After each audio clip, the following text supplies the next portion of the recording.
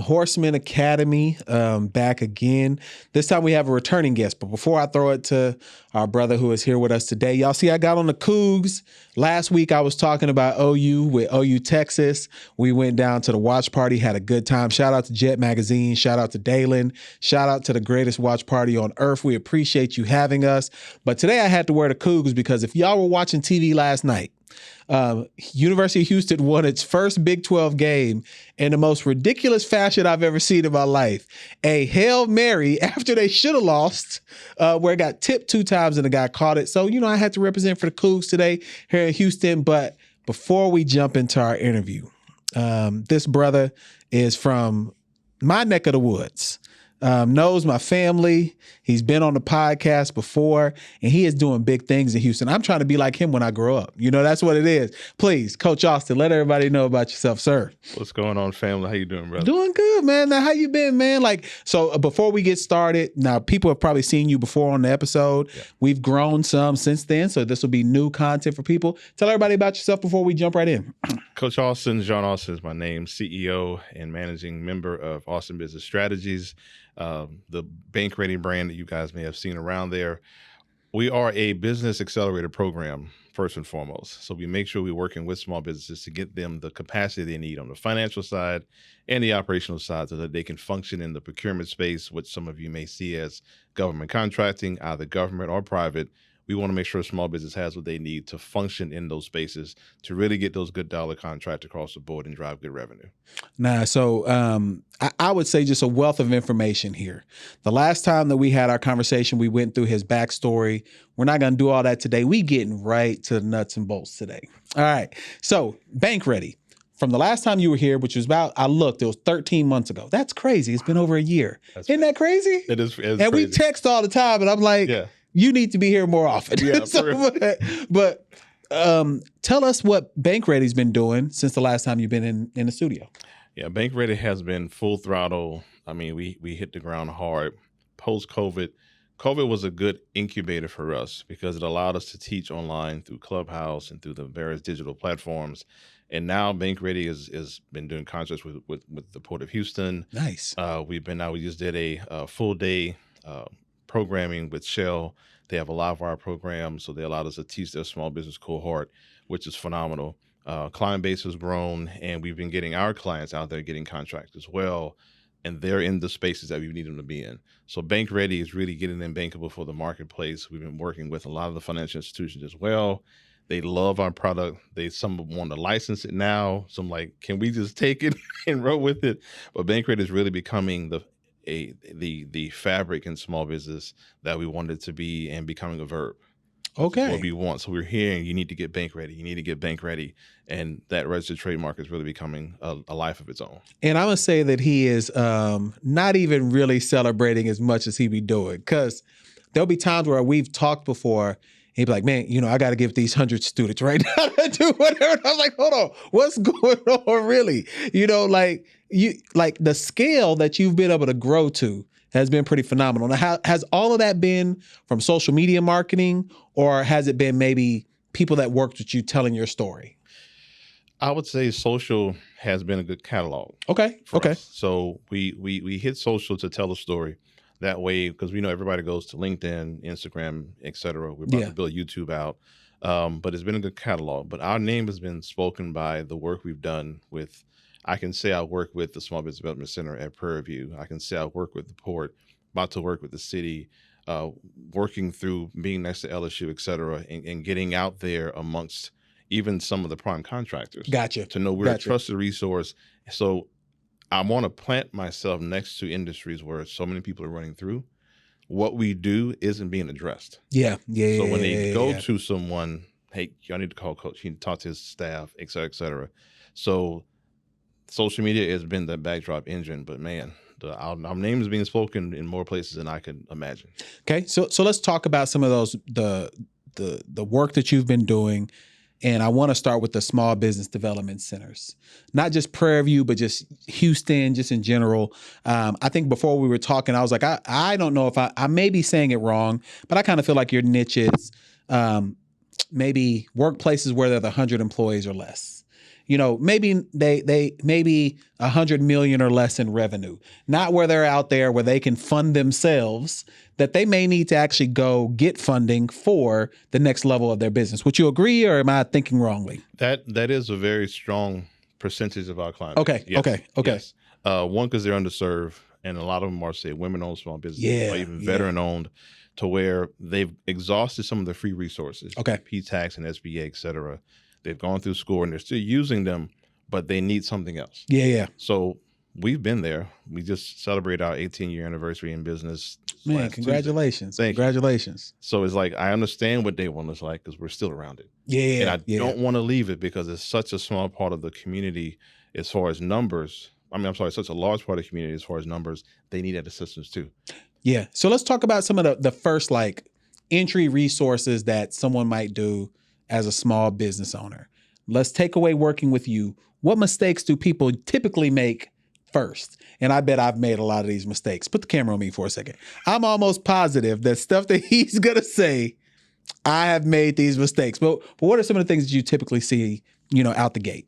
Out the gate, we go to social media too fast without going to an SBA, without going to a SCORE, to a small business development center, to a PTAC, which is now Apex Accelerator. We don't use those free resources, those taxpayer dollars out the gate. Okay, so explain. You say don't go to social media, but that's how people think that, hey, I got a business. I need to let everybody know I got a business.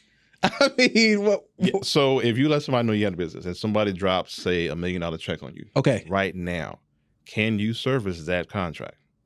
9.9 out of 10, no, because you can explode and then implode, and I see it all the time. Colleagues and I talk about it all the time. You can scale too fast, it can hurt you. You want to scale up. You don't want people to necessarily know you're out the gate right now. There's a way you brand first, and then you market. Okay. We market faster than we brand. And see, I think that might be our community thing, though. Because, when you get a business, you want to let people know you popping. I got something. Come patronize me. Only my day ones been supporting me. You know how we are. I know. And so what is it then? Is it you mentioned free resources? What would be one that you could? We don't want you to give up your sauce. What's one free resource you say, hey, you starting a business, you need to look here first? I think a lot of people know SBA, but what's something maybe separate of that? I can give a trifecta, and I really get them the sauce because I want people to go here first before they come to us. So SBA, yes. Go to them, let them know, just like we let our family and our people know what we're doing, turn that energy over to the SBA. Go to them and say, hey, here's what I'm doing. Here's what I want to do. Here's what I'm good at. Tell me, does this work?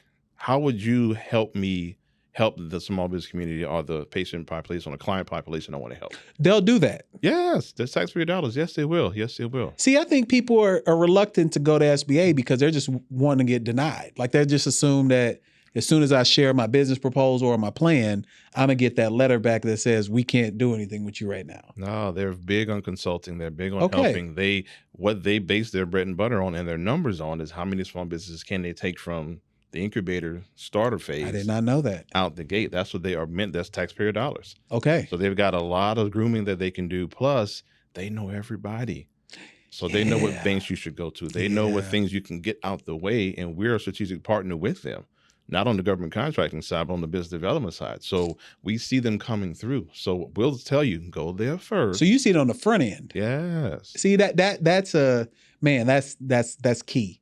Because most people, by the time we see it, it's already saturated.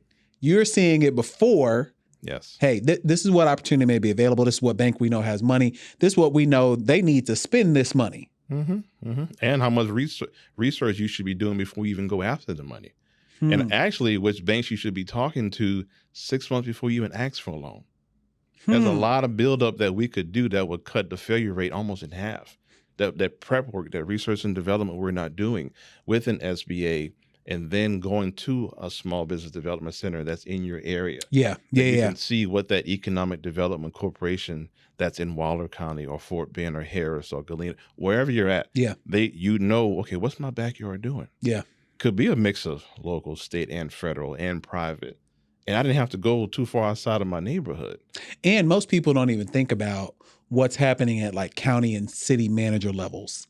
Like there are so many, just if you show up to some of these meetings, just showing up Mhm. will get you on radar. Yeah, on And radar. from there, when your applications or your proposals come across the desk, like, oh, that's XYZ who's been coming. They've been here. They've been asking questions about our 100-year plan. Oh my goodness! If we'd asked more about those capital improvement Yeah. projects ahead of time, and I'm glad you threw out the sauce about the projects or the RFPs. Secret sauce, but not really. And this government says this a lot. Even private says this a lot. Once it hits the street, you've lost a lot of traction. Oh, it's done at that point because Yeah. it's public. Yeah, so It's a public bid at that point. So Yeah. going to Sam and going and answer these RFPs post haste it's fine. It's talked about a lot. Yeah. But I can tell who's really in it or not. But if you can get into it ahead of time, you could manufacture your own proposals before it's even written. Or when it does hit the street, you've got enough traction to get to those pre-bid meetings. Yeah. Have those pre-set meetings. Like we're doing that now. Yeah. I'm setting up for 2024 and 2025 now. Ready? We started like in May. So you're already 2 years ahead of the game. Oh, gotta be. Yeah. Gotta be. So you mentioned SBA, small business development. What's the third part of that trifecta you said? Chambers of Commerce. Wait, you would expect someone to go to multiple chambers of commerce? Just like you swipe multiple pages and you go to multiple after hours You're right. events, you can go to multiple chambers of commerce. You're right. The city chamber, I'll say the Black chamber, Yeah. Hispanic chamber, East End chamber, Fort Bend chamber. Which ones fit where you are and what you're trying to accomplish? Man, it's tough going to those meetings though. I'll say this. I can ask you, I almost interviewing you, why is it tough? Well, because there's Why? not, first off, unless we can talk about the Black chamber. Mm-hmm. That's different. But when you're talking about the ones where there's not a lot of people who look like us, and it doesn't appear that you're not always as welcome because maybe we don't come with the same level of resource or have done deals with those groups before. It doesn't always feel comfortable, I would say. I would say that's true because we're not accustomed to it. Very much so like we'll post on Instagram before we go to LinkedIn. Yeah. So we're not comfortable only because we're not accustomed to going. It's a reps thing. We're not doing it. Yeah, like you're going to sit under, 225 and squat that one time? Exactly. Not happening. You got to build up your muscle memory, your conditioning for it. So the training I tell everyone, they like to have membership increases. I don't care which chamber you go to. Okay. They need the dollars. They need to have more small business come through, and they want a more diverse client base. Yeah. They all do. I don't care where you go. They're excited to see you walk through the door. Who are you? What do you do? Okay, have a seat. You need anything, let us know. You'll hear that across the board. And just sit down. I'll tell most people, just attend. I wouldn't say anything for 3 months. Wow. I wouldn't say a word. I would listen. I'd take notes. Talk to the vendor tables. Ask them what they do. What do you do? Why are you here? What benefit do you gain from coming to these particular chamber meetings? Let me know. I'm new. I'm kind of starting out, trying to get my feet wet. This is my 9 to 5. This is what I do for my business. I'm trying to grow and scale it, and just wait. Man, that's some game. So wait. 3 months is a long time to be passive.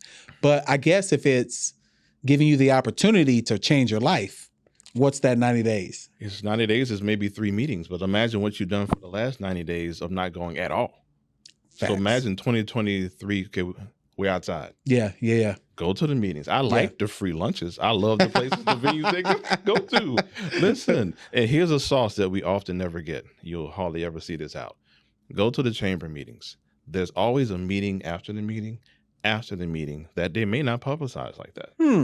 The golf tournament, the after hours event at Phil and Derek's or at somewhere in the gallery or somewhere downtown, wherever. Come along. And that's where the deals are done. That's exactly what the deals are Yeah. done. There's a couple of shots of any liqueur. Oh, you in the game. Listen, That's why I play listen. golf. Because know, if you're on a golf course with someone for 4 hours, you know the measure of that man or that woman easily within that 4 hours. And if there's any alcohol consumed, I really know who you are at that point. Yeah, see who's got the cool on the back.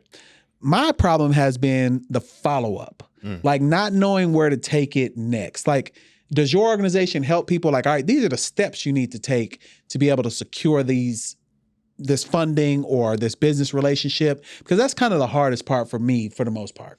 We found that our secret sauce in being in this game for so long, social media has helped me see what is talked about and what's not talked about. Okay. So I'll test the waters. I'll throw things out there. Okay, who's going to say it? because social media, like sports, is a copycat lead. Oh, without question. Yeah, you see one, you see one another, person's going to do it after. Yeah. Yeah. So the things I throw out oftentimes is you've got to be in those second and third meetings to even have the intellect to have that conversation. If you're not in those rooms, you're not having those conversations. Key point, answering a bid, how to bid, where to bid. People have put out there, you need to do 1, 2, and 3 to get a bid done. I'm like, no, you don't blind bid like that. Government even laughs at YouTube. And I'm in those meetings where they're laughing at social media. You don't bid that way. There's a certain way you do enough research to find old contracts, pull down those numbers, match it to your numbers, and bid accordingly. Blind bidding is silly. So they'll talk about that. But what we do, yes, we walk people through how to say, what to say. Kendra, even my office manager, she just gave a client of ours a script.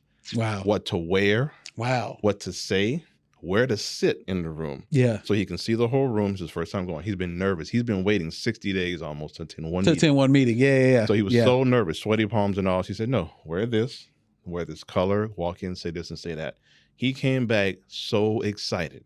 I can't stop him from talking. And he's the one person in our client calls that never says anything. But at this point now, he has the proof now of what's been happening over your client meetings. Yes. So he may not have taken action until now, but now he becomes your biggest advocate.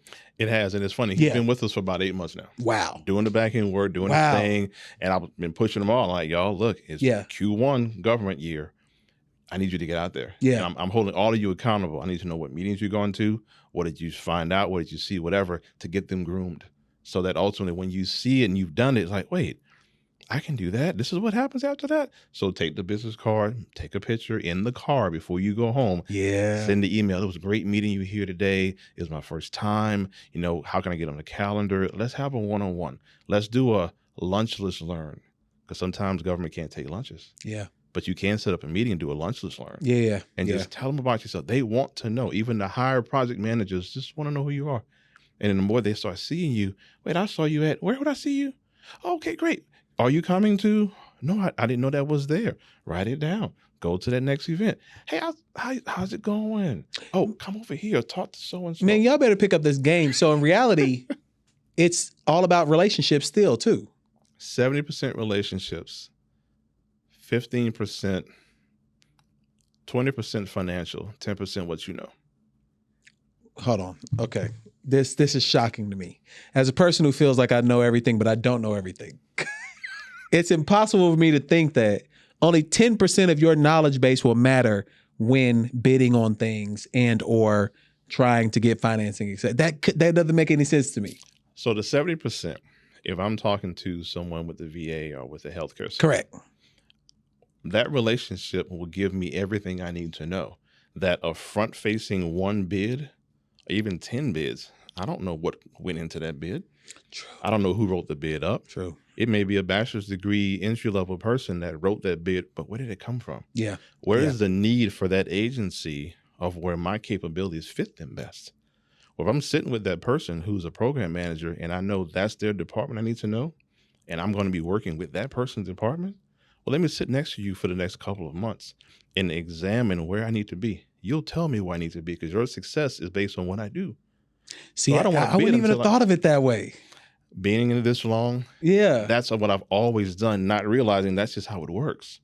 Because they don't want you to fail. No, they can't. That's a loss of profitability. Yeah. That's a loss of time. Like, we don't do businesses to fail. So they're doing everything to succeed, be diverse, have as many small businesses, medium-sized businesses, whatever. They want you to scale because what they're going to ask you is, okay, you did good over here. What else can you do? Yeah. Can you do that? Who you know that does this? Because once they get to know you, they don't want to go find somebody else. Yeah. Because at that point, they've built that relationship. So it's 70% right there. Relationship. And then the 20% is. Yeah. And so you know how to go after what finance. So now I know I can go to Archer and get you insurance. I can go here and get you the funding. We can get this type of funding, next type of funding. And now what you do is 100%, but it's only 10% what you do because everything else fit you into this niche. Agreed. Man, that's crazy. So we're kind of weaving into government contracting. I know you've been in that game for a while, but I've probably more of your social media I've seen here recently accelerating that conversation. Mm-hmm. What was that a pivot for you, or was that, hey, I just need to start letting people know that that's a part of our book as well? If you look at my dry erase board in my office, it's where we want it to be. Okay. Because what got me to social media was the whole COVID scenario. Okay. Because we had to go digital. Yeah. Okay. How can I? So my mentors are like, listen, get on Clubhouse. Yeah. Do this, do this, do that. I didn't really know. I knew Facebook a little from high school and college. It was a thing. So how do I post? How do I research? What's the hashtag? What's the meet? What's this for the gram? Gram? What you mean? Yeah. Yeah. From where we from? Like, wait, the gram is it's something completely different. Yeah, got it. Okay, and we just jumped into it. So I said, okay, how long are we going to be in this lockdown, COVID state? What do I need to do? Well, PPP was coming out and all that kind of thing. I knew SBA like back of my hand, so I just started teaching it. Okay. Just taught it. And I was getting faced with so much opposition because, as you see, people getting locked up over some interesting things. But people doing wild things with their PPP though. Like that. I mean, you outside with 10 Ferraris and you work at Sam's Club. Come on now. And your business was a barbershop. Listen, recent news right here in Houston, a restaurant owner got. Yeah, but now they were doing, we may not speak exactly who they are, but they were doing insurance fraud, though. That's bad. different. It was bad. Yeah, but it's like across the board, there's so much of that was going on because of the increase in cash. Yeah, definitely. So we wanted to teach it, and then like, okay, once this thing is over, because it will be over, what do we do next? Okay. Where do you want people to go? And the government contracting thing, again, I always owned as procurement. Yeah. I don't call it government contracting, but that's the name for it, and it is what it is, because I want to teach that you can do it on the private side and the government side. Correct. So it doesn't matter. And really, your business at its core, the government should be a customer, private should be a customer, not the only thing you do. Yeah. If it is the only thing you do, you're in trouble. Yeah.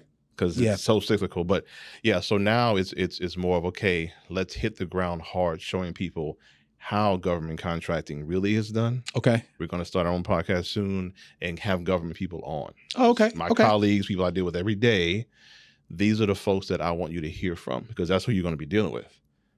And they'll tell you what they see out here in these streets that is and isn't right. And they'll tell you exactly how this game truly works and why Bank Ready is what it is to them and why we're partners. So you mentioned your dry erase board. You knew you wanted to go towards government contracting. What do you see next then? Because clearly I want to pick your brain now. Like, if procurement is there, what's the next phase that you think is on the horizon? So the studies out there show that the net worth of, say, African Americans, Black and Brown America will be at zero by a certain date. Man, that's tough to hear. It is. And I am going to push back on that so hard, because I've found in our numbers that we can turn that over in 18 months to 2 years. To what though? What would you be able to turn it over to? Everyone that's in business right now who's in that 0 to 5 phase, which is about 85% of business owners, are starting from a certain point. Okay. Let's just say they're starting from zero. Why don't we, instead of starting from zero, the baby boomer age is retiring. They're selling off their businesses. They are putting them on the shelf. Why don't we use the SBA funding? Why don't we go out and acquire an existing business that's already cash flowing, has P&L, has tax returns, has business credit already there? Our business acumen is high enough to take that over. That owner will stay on for about a year. Yeah, for 6 real. months a year or more, to allow the funding, to allow the systems to be in place. Now you've picked up on a $500,000, million, or $2 million business. So if every person at the sound of our voice that looked like us did that instead of starting from zero, what would the net worth be? So you're thinking acquisitions are the way to enhance net worth, not starting from scratch. I would not start from scratch if I could not help it, because there's no reason to. But everyone thinks that goes back to that. You go to business, you start on social media. Everyone wants to go out and say, look what I started, not look what I purchased. It's got to be a mindset shift. It's got to be a mindset shift. So I'll even go to Diddy, go to Rose. What did they do? Rose bought into a franchise. Straight up. So what did they do? I think if we can even get our celebs and our folks that have influence, even our ball players, every ball player that hits the league, we're in that NIL consultant range. So where when you're at an LSU, a PV, a TSU, a U of H, take that NIL money and start investing it into a business. Yeah. And let that thing start cash flowing. Before you even hit the league, you got a cash flowing business or businesses that you can actually run because the staff's already there. Yeah. Only thing you really need is a good change management system, which we provide. And now, well, why would I want to start from zero Takes me 3 years to really hit break even. Takes me 5 years to even be a proven product. In that 5 years, you could have had cash flow that's already been here for 15. And see, I think that's I don't think people consider that. Like, because you're right. There are a ton of businesses that the owner is probably 60 to 70 years old right now. Maybe their kids didn't want to take it over or didn't have a family that wanted to come and do it. And they're like, I've built this, for example, I've built this HVAC company. And I've had this HVAC company since the 80s. Mm-hmm.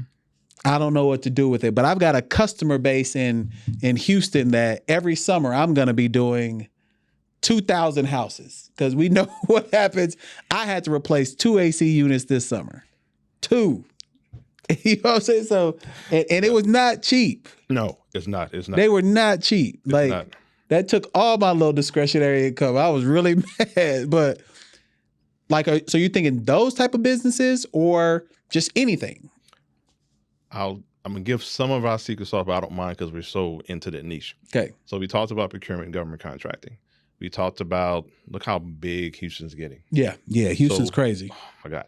Look at whitehouse.gov. Look at all the bills that have come out. Yeah. Infrastructure. They tell you where the money's going. They do. The 2024 government spend, the fiscal budget's already out. Yep. Google it. Whitehouse.gov, 2024 budget, and it'll tell you by department, healthcare, defense, everything, where the money's going. USA spending all of it. And everybody touches government. Amazon, everyone, regardless. Apple, they all do. So it's not like it's a far-fetched thing. How about if I knew where the money was going? I'm in healthcare, I'm a nurse, I'm whatever. And I did that HVAC business. I've got my client base. I've got a business that's tested and proven. I've got systems and everything. City of Houston needs an HVAC small business to come on this contract and work. You've got the capacity and the capability. Nothing you have to build. Now you're adding a heck of a revenue stream on top of an acquisition. Yeah. That you didn't have to come out of pocket for much for. Yeah. The SBA you started talking to, you told them this is what I was looking to do. And they helped you do it. Bank Ready got you bank ready for that particular situation. So you may have come out of pocket, let's just say $50,000 total. Okay. For a $2 to $3 million acquisition. Man, that's crazy. That you own a finance, that help you with the down crazy. payment. The SBA helped you fund it. Yeah. And now you're talking to the city who you've been going to chamber meetings for. It all meshes together. So now we're not talking government contracting. We're talking about relationship building and acquisitions and revenue driving in a fluid system that's right there. Man, I almost want to edit this out, but I'm not. Like, I'm gonna keep it in because I know people need this. But that's great. But we've done that already. Okay, we do it now. Now I won't tell you how to do that. Of course, because they can come to us for that, and that takes a minute. That's clients who've been with us for a year. Client now is in California. He acquired a $6.5 million valuation business. No money out of pocket. I keep putting it in my stories. He talks about it.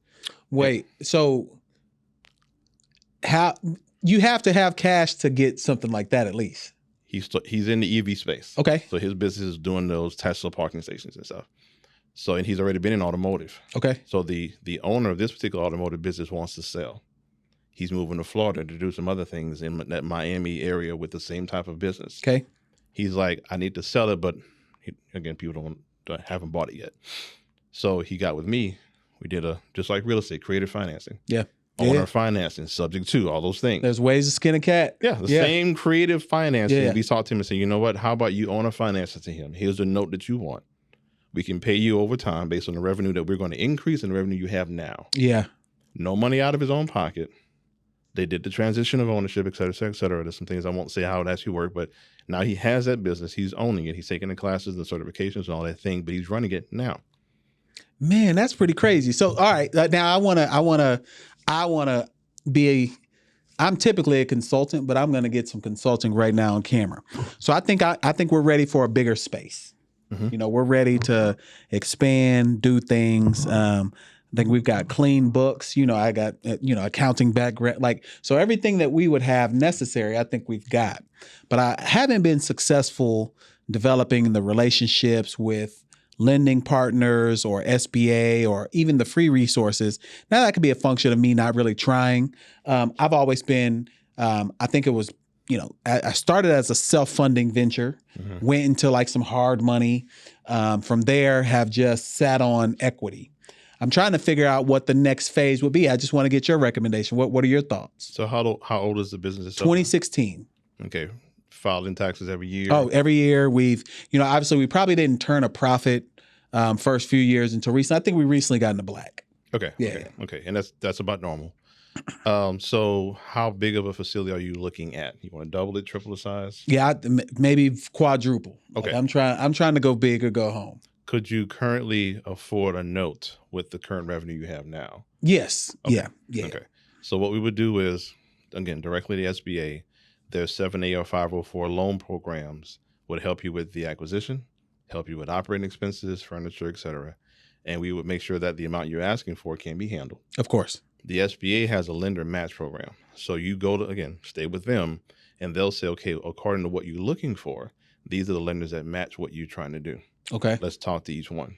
We'll finalize where we need to go. It could be a nonprofit organization and a for-profit, just depends, but they're SBA backed. Okay. So the SBA is, in a sense, collateralizing, guaranteeing a large part of that loan. Of course. It doesn't be so conventional. We'd help walk you through that whole thing. So you make sure you find the right space for the right note, for the right dollar amount, so that you can casually transition from this space to the next. You know when your break even would be, because I've AI backed pro formas will show how much your cash flow would be, what your cash burn would be, effective tax rate, all those things. And you can see where you're at, where you need to be, and what it takes to get there.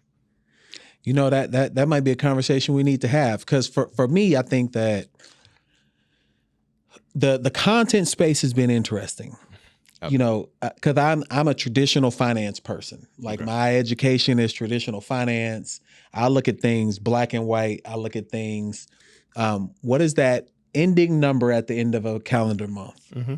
Is it red or is it black? Like that's kind of how I operate. Yeah. Now we ran this very lean for a long time. Just here recently, we've been able to say, okay, let's get a couple people who can come help do this. We don't have to. I think we're just in the space now where if we want to level up, we've got to go to a different location. Now, what we also would do, and we do this a lot, and we kind of continuously do this through the process, we would perform a market feasibility study on what you want to do. Of course. And if even it can be sustained. Yeah. Yeah. And then how do you grow? So do we scale location, but then scale into it? We look at all those that minutia to make sure you're successful on the way that you're not taking on too much out the gate, which a lot of small businesses need to do enough of, which is why you got to have the right consultant. If it's not me, someone that knows what to look for. Yeah. And to almost foresee where you're going and spoon feeds you a little bit along the way, which we do that all the time. Yeah. All the time. And so what's a negative that you see? Like, I know you work with a lot of people. Do people get discouraged? What's something that you see that stops people from making progress in their business? They often assume too much, and this is going to step on some toes, but I like to be real. It's a good question. They fear the unknown because they haven't gone to it. Yeah. They fear the non-traditional. So again, we go to the ground, we go to YouTube, and we try to find a quick way to get there. It's painstaking to even think about it, because people hurt themselves more than they need to. Yeah. The patience of, we don't need the quick lick. I know the culture. Look, I get it. We've been behind for so long. I get it. But the amount of time we spend trying to make it quick compared to just taking our time with it we'd be far along, because you'll hit that planning phase and you hit those hyper growths. Yeah. We don't give ourselves time to hit the hyper growths. Yeah. We're ready to quit before that. We look at strategic planning as one thing. Yep. It's really two things. Yep. There's planning, and then there's a strategy of getting you there. Yep. We don't have those conversations enough, which is why I hope we go from IG to a little more LinkedIn. Yeah. And be comfortable with mixing the two. Yeah. Because it really is us. And it's the same thing, really, in reality. Like it is. You just have to be willing to stay away from the mess on LinkedIn and be business focused there. Because I've started to see people put the mess on LinkedIn now. Yeah. And I'm like, man, what you doing? Yeah, I got to watch it. And I think the biggest thing I see that we get discouraged with is we're trying to, and this is men and women, we're looking to have our partners, our homegirls, be the ones to support us, even family support us. Their resume didn't say they can support you. Yep. So you need to be a real boss and a CEO and run this thing yourself. Write that 40-page business plan. I don't need that. Yes, you do, because you need systems to come from that. Yeah. Whatever you do, you document that. And then as you grow, you get that admin or that VA and you push those systems their way, let them have it, and you recreate those systems on a monthly basis. Yeah. That's how you grow and scale, so that ultimately if you do sell off or you expand, you've got systems in place. Yeah. Yeah. Because Yeah. people, especially in the contracting space, those conversations, they're digging into your systems. How do you do what you do so that when we bring you on, we're comfortable that you've been doing this before you got here? Yeah, because you can't just make it up on the fly. No, because people can tell. They'll be able to know if Trust you're me. not really doing what you do. Oh my Yeah. gosh. I sat with a high-ranking government official, and her mentor, because she's about to start branding herself. Okay. They were combing through different people on YouTube. Some of the people that we think really know what they're talking about in government contracting, they are laughing out loud. Wow. But also looking at compliance issues, Yeah. potential Yeah. legal issues. Yeah. With, no, this is not how that works. That's dangerous. Watch that. So when you brand yourself, this is what we want it to look like. Yeah. You can look the part, but speak the truth. So again, going back to those fundamentals, getting with the SBA and all those things can help us with the self-defeating behaviors that we have, is only because we're looking in the wrong places. Now that helps. So a couple quick things. I always ask the same question. I probably asked it to you last time, but it might be a new answer this time. Mm-hmm. If a small business owner came to you, they had 10,000 liquid, no responsibility for it. They don't need to feed their kids, family, nothing. This is dedicated for their business. What would you recommend them for that 10,000? Go talk to the SBA, because I need their mindset to start shifting before the money even moves. Okay. How's the credit looking? What do we need to pay off, take down, whatever, so that credit is where it needs to be. Where's the best place for that liquidity? Okay. Banks will score you based on the initial deposit. Oh yeah, that reserve. Hey. There's a banking score for that. So I don't want you spending the $10,000 Yeah. if it isn't wise. They just put it into the bank right away, so that initial deposit score goes up. Yes. You can always move it.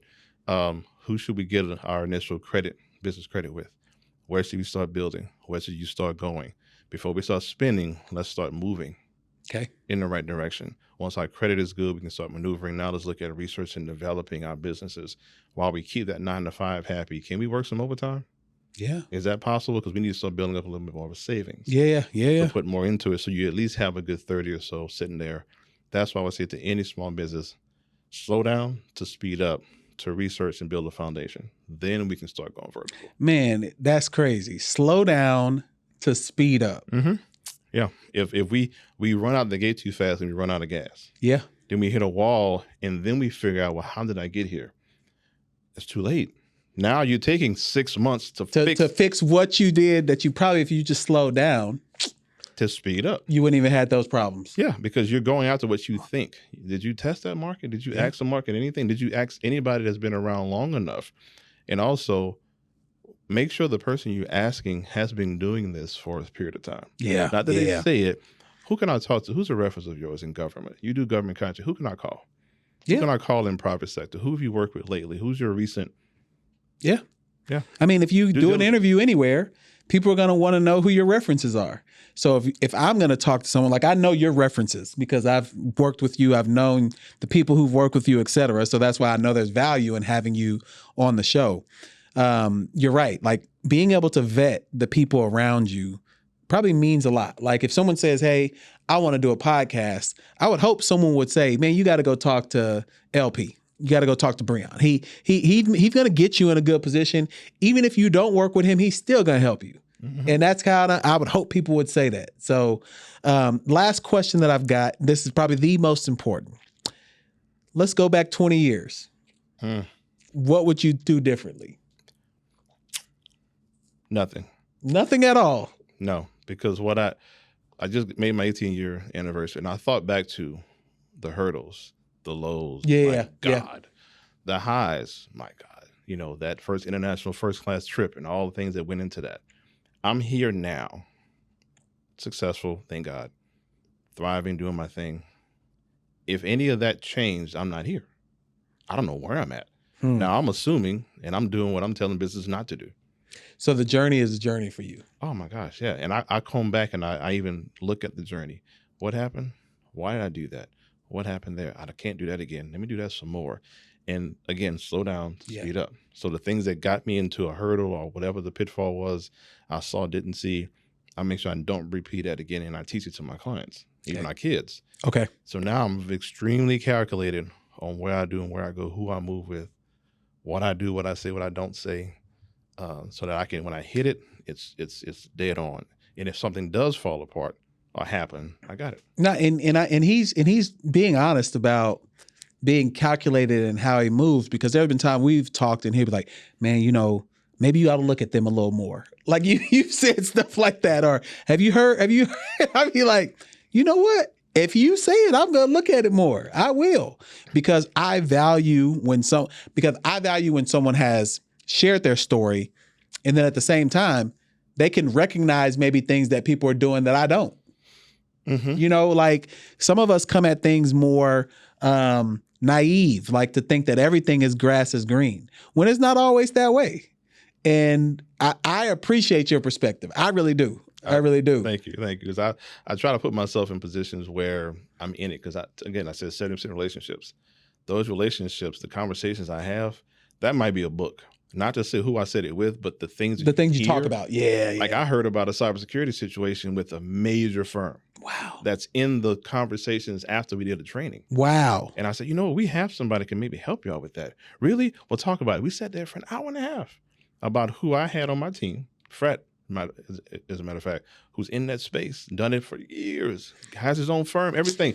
And it's like, you know what? Let's have this conversation because we're about to do this, but let's hold on and look at that. And see, that's you being ahead of the game already. So that relationship got you ahead of something that someone else could have been trying to bid for in 3 months from now. And it's funny because that particular organization, so many places and people in the industry touch it. I said, that's who I need to go for first. Wow. So it took me almost a year to get to them. But once you did, you're in the game. And it keeps rolling over and over and over and over. And things that happen I would never think would be happening right now. So thank God, but staying consistent and persistent. And boy, them days I wanted to quit. Oh my God. Yeah. But right now I'm happy and blessed so we can stay focused, and it's still rough. I still have depressive days. Oh yeah, we all do. Oh my God. Yeah. I think the thing that people don't understand about any activity that you're doing that you have passion for, the successes are great, but the failures are even more. They hit a little harder because you know that you tried to do everything to not have that go wrong, or everything to not have this success not be as where it was. And it's really tough to, like, we take everything personal, and that's the problem. You know what I've even noticed too, and it's recent success has caused depression. So success can and does cause depression. I've had a conversation with a few people like, you felt that too? I mean, I was at the pinnacle of this particular thing, and at the end of it, I'm like, wow, why do I feel so empty? Yeah. And I'm feeling like, okay, I got payroll, got, my wife's situation, other things going on. Like I should be floating on cloud 9. What is it? And it was the drain to get there. So understanding how to decompress and what to do. But success can be like, ooh, all right, I need to go chill now. So now I know. And you're always chasing that. Man, it is a high. It is a high. And one of my mentors has told me, she'll see this. You know I'm talking to you. She's like, it's a drug. It's a drug. You always chase it, and you got to watch it and be careful because I'm like, okay, got it. So yeah. Okay. So tell everyone again where they can find you. This episode will be out early next week. So I'll make some clips, et cetera, like we always do. So we'll have a chance to collaborate on that. But where can everyone find you and all that good stuff? So you can find me, austinbusinessstrategies.com is our website. You can find me on Instagram, Coach John Austin. Same thing on LinkedIn, Coach John Austin. We do have a business page there as well. Facebook, we're growing. Austin Business Strategies there as well. And the YouTube page is coming. Don't know the title just yet, but keep your eyes peeled. Follow me on those platforms, and we got you. And I'm going to be involved with that YouTube page regardless. I'm going to make sure my brother is right. We're going to get that done right. And, I just need to go ahead and be a client as well, because there are some plans that I got that I know I'm going to need some support on.